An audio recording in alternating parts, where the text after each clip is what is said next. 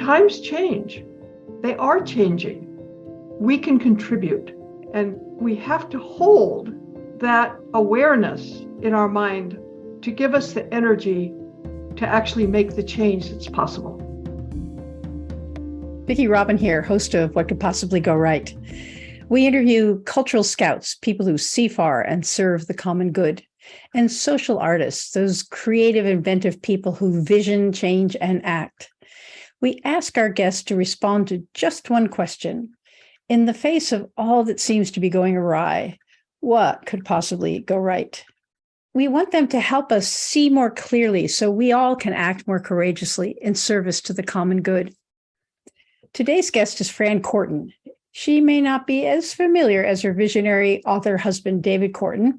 His book, When Corporations Rule the World, inspired many people in the WTO protests of 1999. And other books have come along that have guided us towards a living economy for a living earth.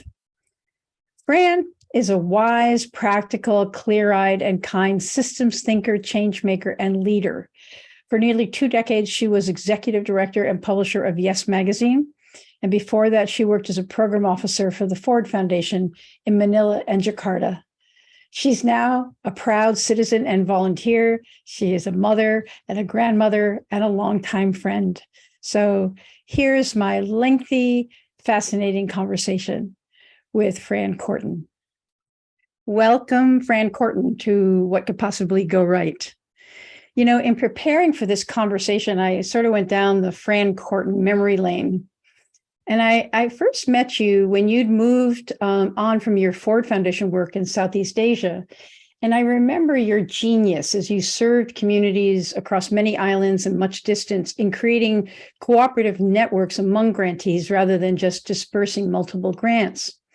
So fast forward to being with you at the inception of your leadership in building Yes Magazine, from a small readership to a popular multicultural deep dive quarterly that usually centers marginalized people. As publisher, I watched you navigate that transformation step by step. And I remember you saying your passion is good governance, helping systems run smoothly and stay the course. Then I watched you turn this transformed system over to good new leadership and enter a new time as a citizen, using your time to work for change. There are so many threads you might pick up on from this narration, funding that builds systems rather than silos, transitioning organizations from patriarchal to inclusive, collaborative, and empowering, and the power of being outside the system as a citizen, nobody special, in movements for change. I've learned from you for over 30 years, Fran.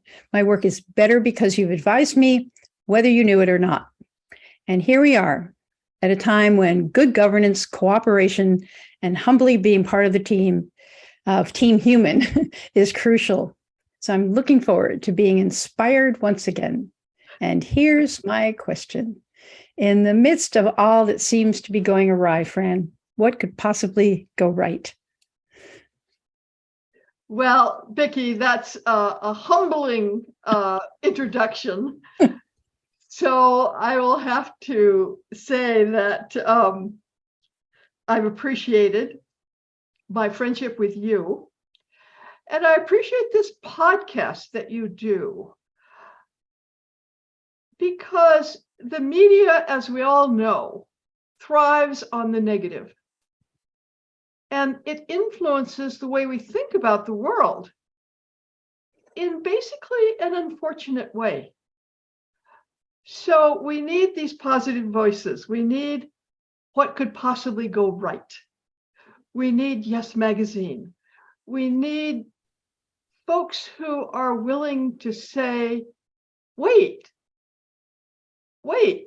yes, a whole lot's going wrong. Of course, it always is. And a whole lot is going right. So we need to talk about what's going right,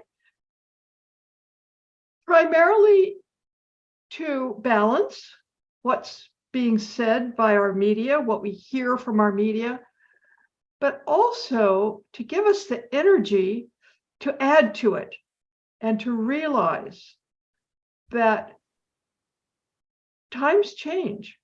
They are changing. We can contribute. And we have to hold that awareness in our mind to give us the energy to actually make the change that's possible. So what could possibly go right? Well, I want to change your question. Good for you. Okay, so not what could possibly go right, but what is going right. Mhm. So I look around and I just see so many things that are going right. Now, I'm not naive. I know that we're wrecking the planet. I know that we have incredible inequality. I know we have racism. But I also see many, many trends that give me a lot of hope for where we're going. So I could name a lot of them, but let's focus on a few. So what I want to mention is that young people are turning out to vote. You know, in the 2022 election, we had the second highest turnout of young people that we've had in 3 decades, 30 years. Why? Well, abortion is a big one. So in some ways, the Supreme Court did us a favor because it's really turning out the young people. But climate change is another one. It's kind of like, hey, we got to do some stuff or my future doesn't look so good. And another one that has captured the imagination of our young people is the attack on democracy. So there are many other issues too, but those are 3 that are helping drive this unusually high turnout from young people. So I find that very encouraging. Young people have made a difference. If you look at the data on the election of John Fetterman to the Senate from Pennsylvania, young people were like 70% for him. And it was such a close election. That's it, makes a difference. And the same was true for Tony Evers as governor of Michigan, which gave Michigan this trifecta of both houses of their legislature and the governorship. And they're doing all kinds of things as a result. So these voters make a difference. And it's interesting that what causes them to make a difference and when do they vote? Well, Dave and I give some money to a group called the Civics Center. That's with plural, the Civics Center. Because their work is to encourage schools to register the seniors to vote. So they point out that before the 2024 election, from the time right now, 8 million young people will turn 18. 8 million. Now, if all those 8 million registered to vote, it would be good. Because the data show that once a young person registers, the likelihood that they will actually vote is extremely high, like 80%. And the likelihood they'll vote for things that I like is also very high. So, the Civic Center is working on getting schools to include more education about voting, and some schools even register their seniors to vote. So anyway, it's young people are giving me some hope, and I think it's one of the trends that is a positive one about what could possibly go right. I'm interested in your other trends, but I'll just say right now, it's like, I know a lot of young people who are, just like, they're just disgusted. They're going through the motions. Maybe they have jobs, maybe they don't. And it's just, well, late stage capitalism, it's sort of, they pulled back the curtain on the Wizard of Oz, and they know that it's sort of rotten in there. Mhm. So they don't engage.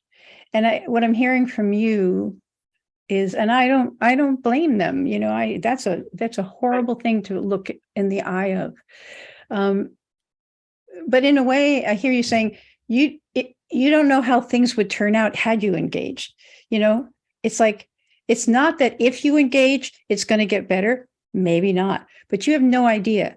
It's like the future has not been written yet. There are like 50 storylines that if they don't come together in that, one thing, the audience is going to like rebel, because they're all heading into this sort of overshoot. Right. But we don't know. And also the activity of engaging rather than disengaging makes a difference in the individual about what they choose to do. Healthy. Right. Yeah, so certainly I'm aware of the polling data that show that, half the young people feel that the system's so rotten, it's hopeless. But there are all those others.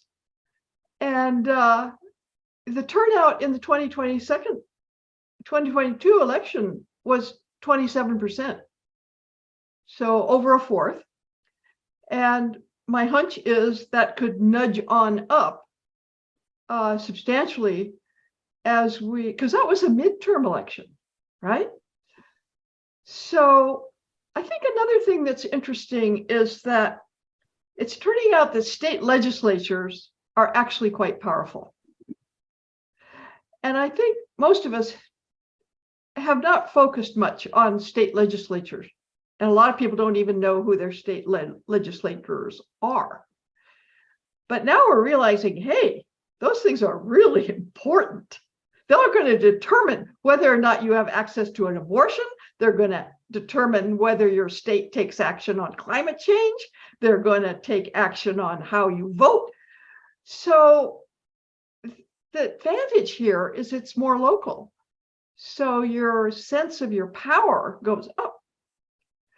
So anyway, I'm going to transition to my next thing, because you talked about young people kind of saying this late stage capitalism is so not working that it's hopeless, right?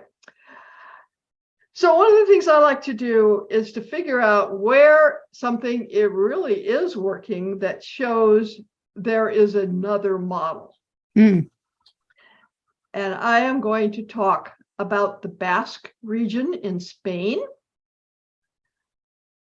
which is a remarkable place because it's not so small. This is not a little tiny pilot project. It's a region of 2 million people where people are prosperous. The environment is healthy. People have jobs. And the big reason behind it is the Mondragon set of cooperatives. Now, Mondragon started really small 70 years ago, but it got big. It has 100 businesses. It has its own bank. It has a university complex. It has over 80,000 employees, and it has annual revenue of over $15 billion.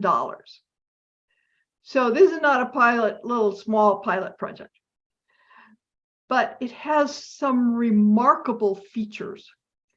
One of which, so it's worker-owned cooperative, where one person gets one vote. If you're the CEO, you have one vote. If you're the newest, youngest member, you have one vote. And their motto is people over profit. So here is an entity operating in the capitalistic world, in this late capitalism world that so many are discouraged by. But it's not socialism. It isn't government owned. It's worker owned. And that makes a tremendous difference. So, of course, if it's worker owned, are you going to care about maternity leave? Are you going to care about what happens if your business fails? So a huge test for Mondragon was, of course, this pandemic, when their sales plummeted. They didn't fire a single person. Not a single person. What they did do is they did retraining if one business failed, and one really big business did fail. It was in the appliance business. Appliances weren't selling. And they retrained those people. They put them someplace else that was still functioning. And the group as a whole agreed to reduce their own salaries. I think it was by about 4%, not a lot, but just enough to free up some money to be able to make sure that everybody stayed employed who wanted to be employed. So what this tells us is it's possible, folks. It is possible. And of course, what we're seeing is the spread of worker-owned cooperatives, very slowly, I will say, here in the United States, but it is growing. And as people learn more about examples, which are not tiny, it's not just some bakery, it's significant. And it can change the nature of the place you live. And what's gone on in the Basque region is that lots and lots of other cooperatives, worker-owned cooperatives, have also arisen. Mm. So people kind of gotten the idea, hey, look what they're doing. We can do it too. So the whole Basque region of 2 million people is largely run on local ownership and worker ownership. So it's a remarkable region that tells us it can be done. It can be done. Can I intervene here just for a sec and ask you I mean, the United States, our system is tilted in such a way. There's more backstory to Mondragon, that there's this inspired priest, who had a lot of, the origin story is always very interesting about who was able to mobilize this cooperation. But can you reflect, like, you live on Bainbridge Island in Pacific, near Seattle. Where do you see anything akin to this emerging where you are? We have a number of employee-owned businesses. One of our big construction businesses, Clark Construction, does construction all around in this region. They're employee-owned. Uh-huh. So, we have examples. Most, I was talking to the gal who once was the owner and turned over the Clark Construction to the people who work there. And I said, I hear you give talks from time to time. I never hear you mention that. Please mention it. It's something to be very proud of, and to enable people to know, hey, this can be done. This can be done. Just wondering about, you have a very large co-housing community there, the Winslow co-housing, and co-housing isn't the perfect, worker-owned business, but it is a cooperative. Right. And the fact that the co-housing movement was like years ago, it was like hippies, like want to live, it's communes, right? It's like, and now it is so respectable. There's senior co-housing. I mean, co-housing is sort of like the cool thing about, how we're going to, where we're going to live and who we're going to live with. Totally. Yeah. So I think, your analogy there to worker co-ops is very astute. it's really the same deal, that the people making the decisions are the people who bear the consequences of those decisions. That's the deal. That's where we want to be. And when you get there, then you're going to just have a lot more fairness in your system. You're going to have, it's like the Mondragon people say, people over profits. They're not against profits. You have to have profits to survive. And the co-housing, they have to balance their books like everybody else. They have to pay their taxes or their mortgages or whatever. But they're going to prioritize how it all works together. Mm-hmm.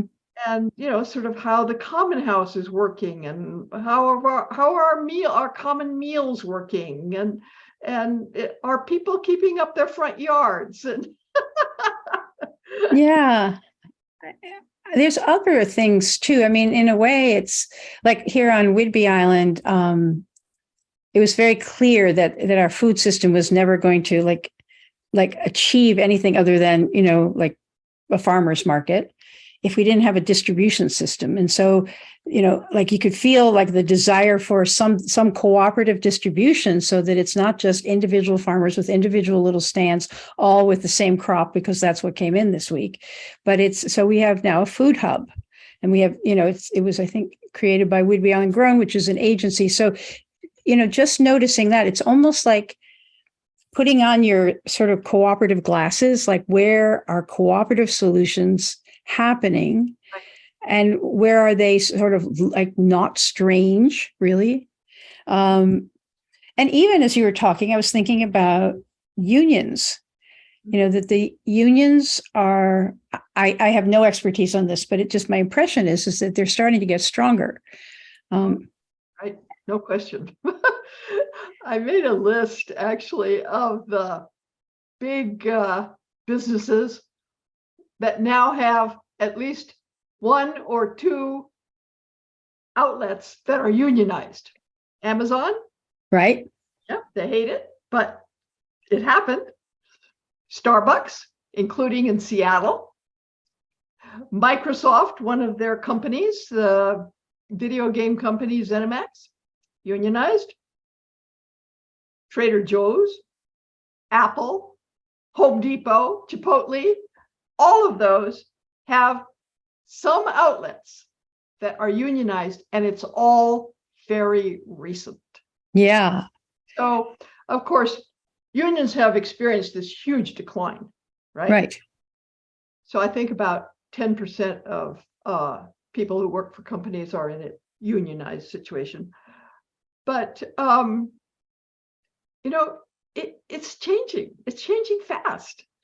For me, I would prefer worker ownership to a union, because a union enters into negotiations with the owners whose objective is to maximize return.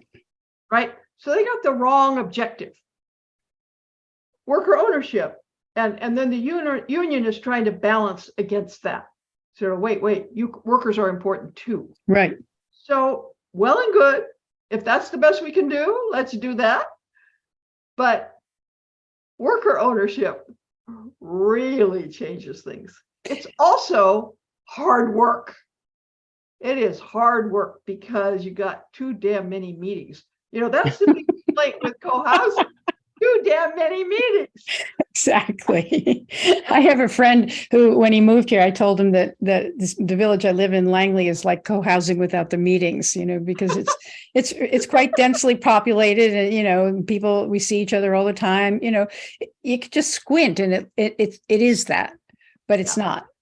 Yeah, and there's cooperatives.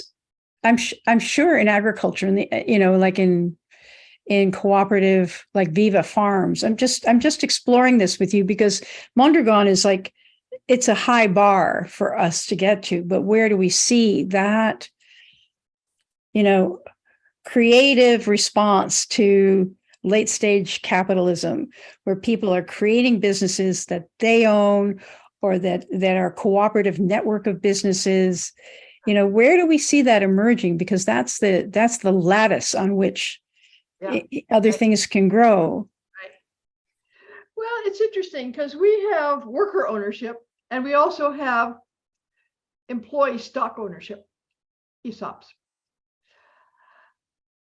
Now, ESOPs aren't the same, but what's interesting is that according to Marjorie Kelly at the Democracy Collaborative, I don't know if you've interviewed her, she's fabulous. I will. Thank you. Yeah. What she says about ESOPs is that the vast majority of ESOPs and the vast majority of companies that have ESOPs are at a level of about 6% or less. 6% what? 6% of the employees have stock ownership. I see. Okay. And she says at that level, it doesn't make any difference at all.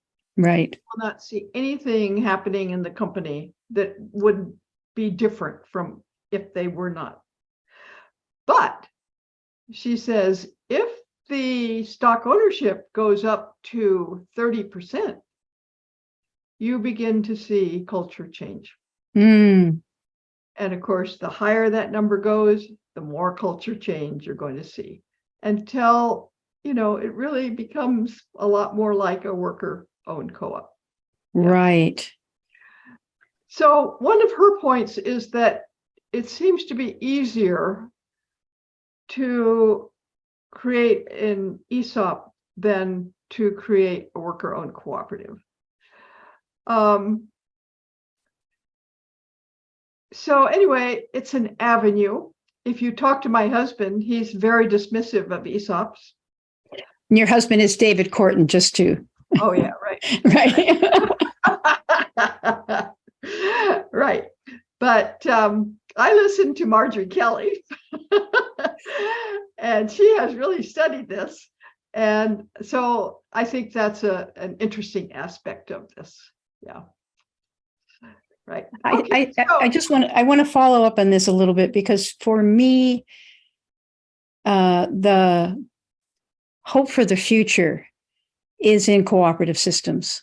It's like, and so everything we can do to take individuals in their little silos and make them into something, whether it's a church, whether it's a festival, whether it's, a town meeting, whatever the methodologies are, that start to have people in a cooperative relationship, even around like a beach cleanup. It's like the habit of cooperation is an important habit to not lose. And especially you mentioned the media in the beginning, that we are being driven apart really by algorithms, it's inhuman elements, or, deployed by humans who, cherish power over everything. And so people need a lived experience that,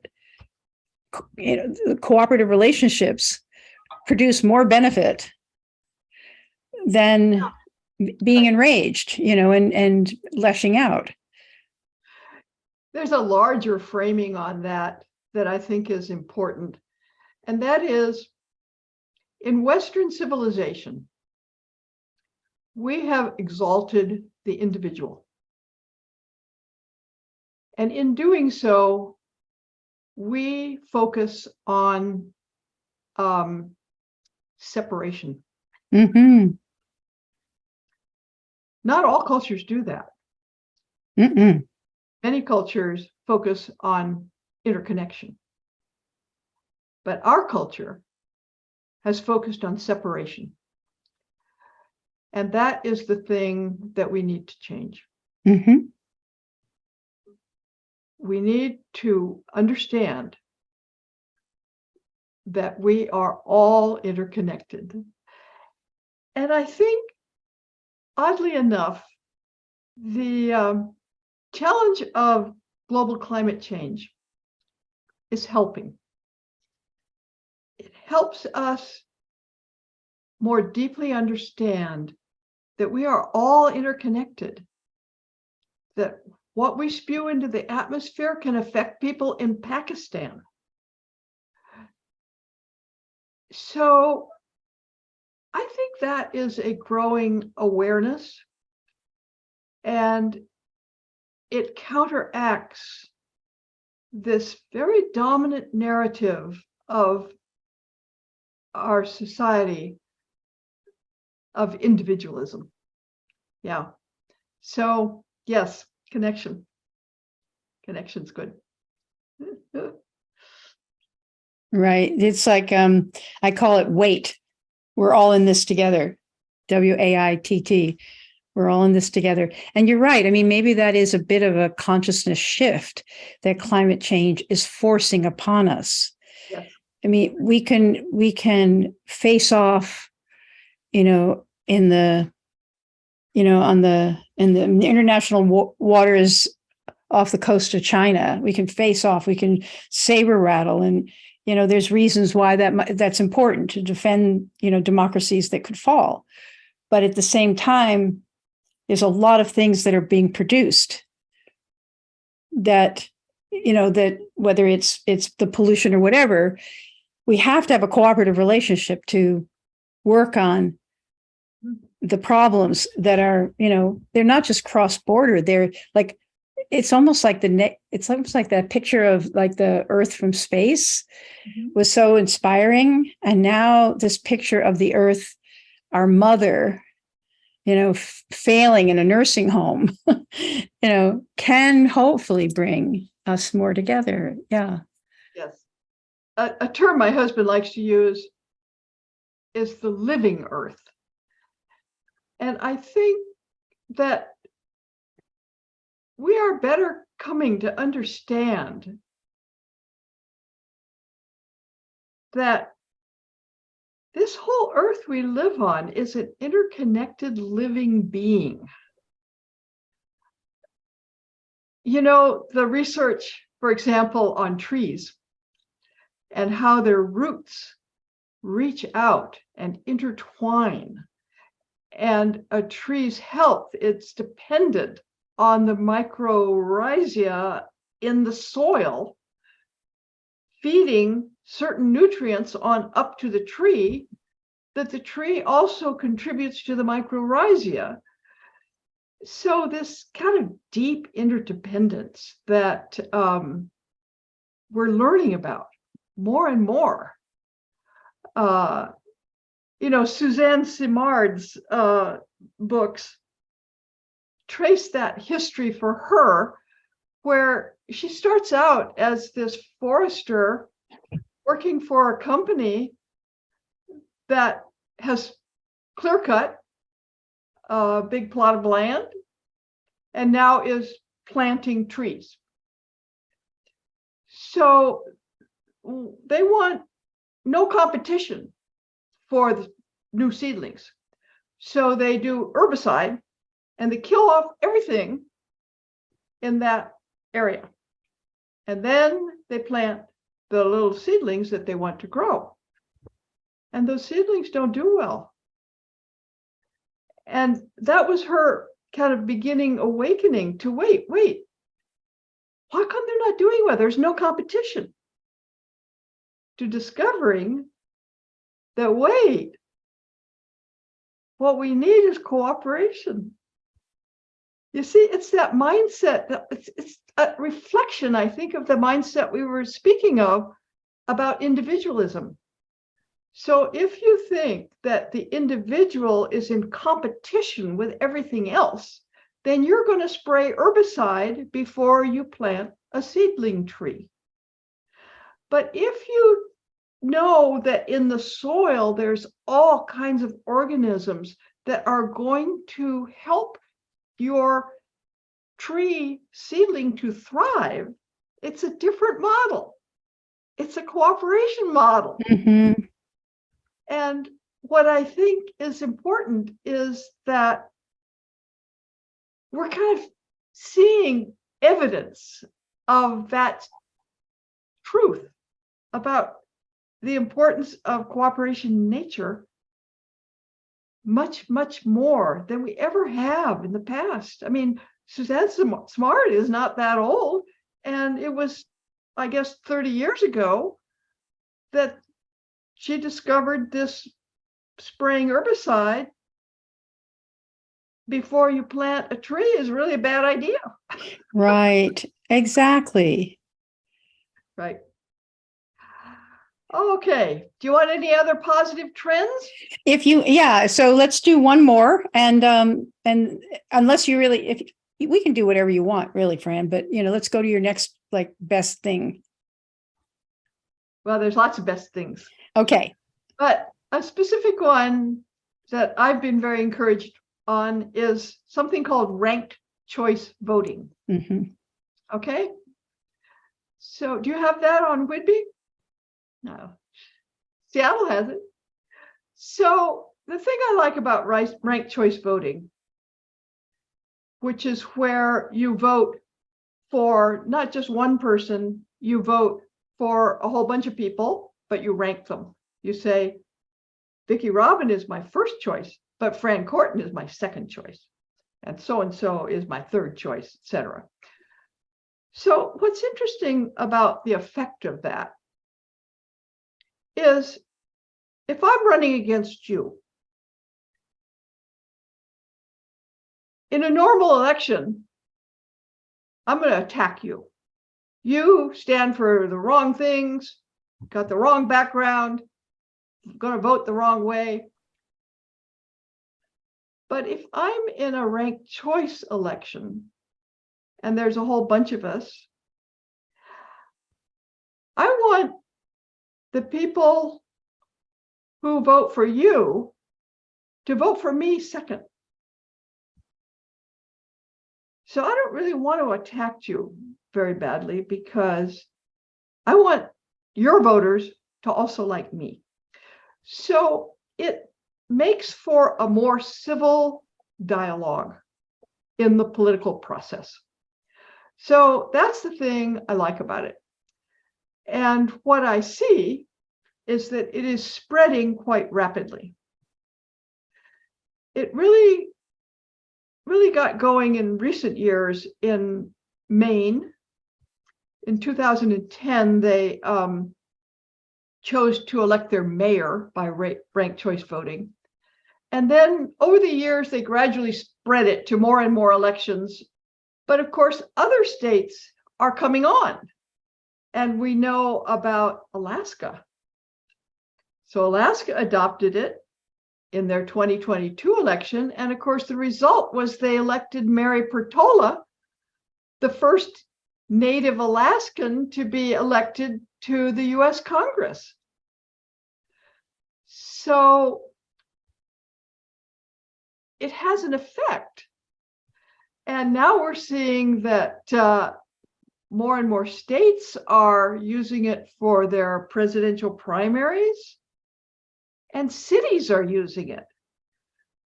Big cities like New York, San Francisco, St. Paul, Minneapolis, Seattle. So this is gaining momentum. A group that has been steadfast in promoting ranked choice voting is called Fair Vote. And Dave and I have contributed to this organization, I think, pretty much since its beginning 30 years ago. And sometimes you kind of wondered, is this worth it? Not very much is happening.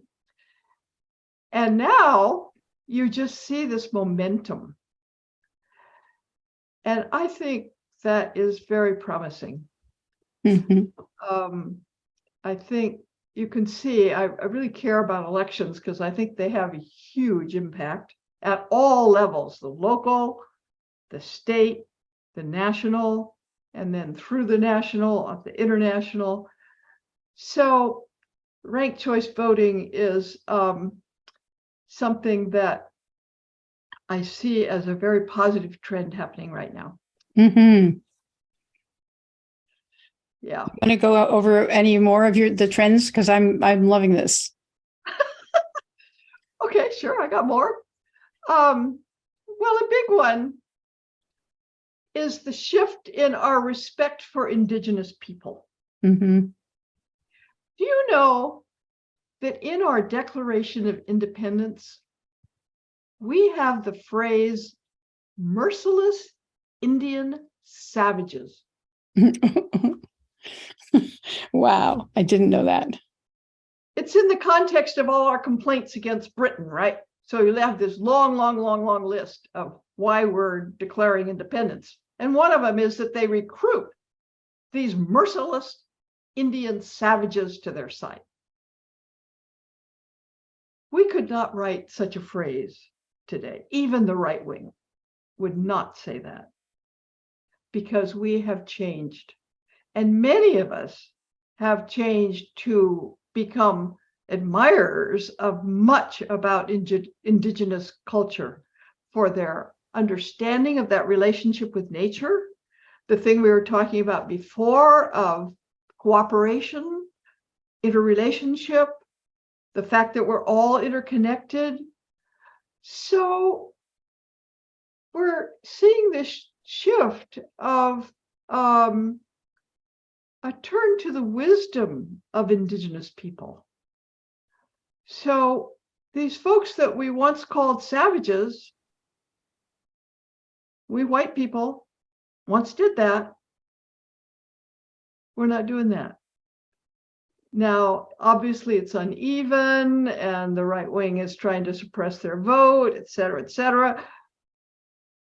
But there is a huge cultural shift that has happened in our understanding of our Indigenous peoples. And it has lots and lots of practical implications. Where I live, the Suquamish tribe is the most dominant tribe.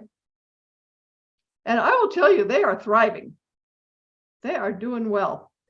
Now, part of it is because they have a casino, but part of it is because they have great leadership. They lead on a lot of our beach cleanup issues. And, they're a benefit to all of us.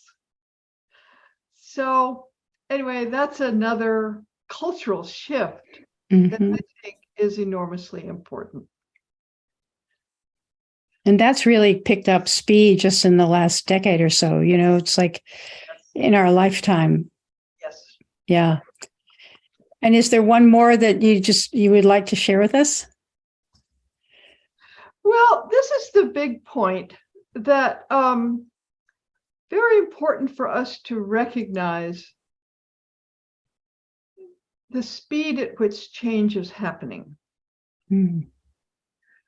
So I want to take the women's movement as an example. When my mother was born, women could not vote. So that's kind of like in my own experience almost. So we got the vote in 1920. When my children were born, a woman could not own a credit card. Right. It was not until 1974 that the Congress passed the Equal Credit Opportunity Act that said, basically, banks, you got to give women credit cards and other people too. So that's less than 50 years ago, that something as kind of commonplace as owning a credit card was not possible for women. So when my grandchildren were born, there were 72 women in the Congress, in the House and the Senate combined. Now we have 150. So that's happened just in the last 20 years. So I find, kind of looking back at history on any movement that I care about, kind of where do there seem to be tipping points? And where do we see change accelerating? And I think we're seeing it many places. Some places are bad, but most places are good. So when I think about climate change, for example, one could get very discouraged, right? But I think that the speed of change is accelerating. And I think that most of us in our minds, when we project into the future, we project a straight line. You know, we say, oh yeah, things are changing, yes. And, you know, but what we don't recognize is sometimes there are these curves. And I think that's where we are on climate change. And that's what gives me hope. That we once thought that we might have 4 degrees or 5 degrees Celsius increase in the global temperature. Nobody is saying that now. Nobody. Will it be 1.5? Probably not. Will it be 2? I think very likely. Will it be 3? I don't think so. I don't think so. So what counts is these pivotal points where something changes far more rapidly than was expected. And we can see that all over the place. Certainly, you know, the number of electric cars, the amount of renewable energy in the world, these various the decline of coal mines, the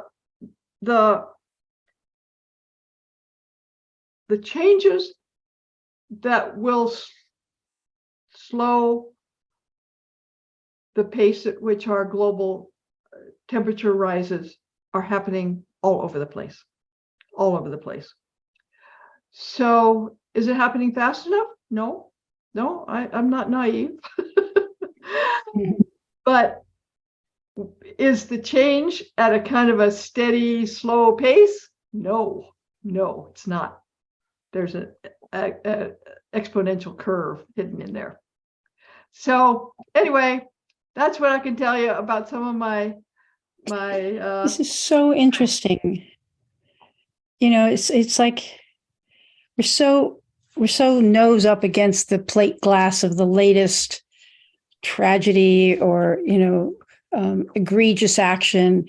And what you're doing is you're adding history, not long history. We're not going back into like the formation of the eukaryotes. You know, we're in this time frame where we can see the rise of the industrial growth society, but then you're pointing out there's also, in response to that, all alongside of it, there is this other curve of an ever increasingly informed and empowered citizenship, like tracking every single step, you know, and it happens.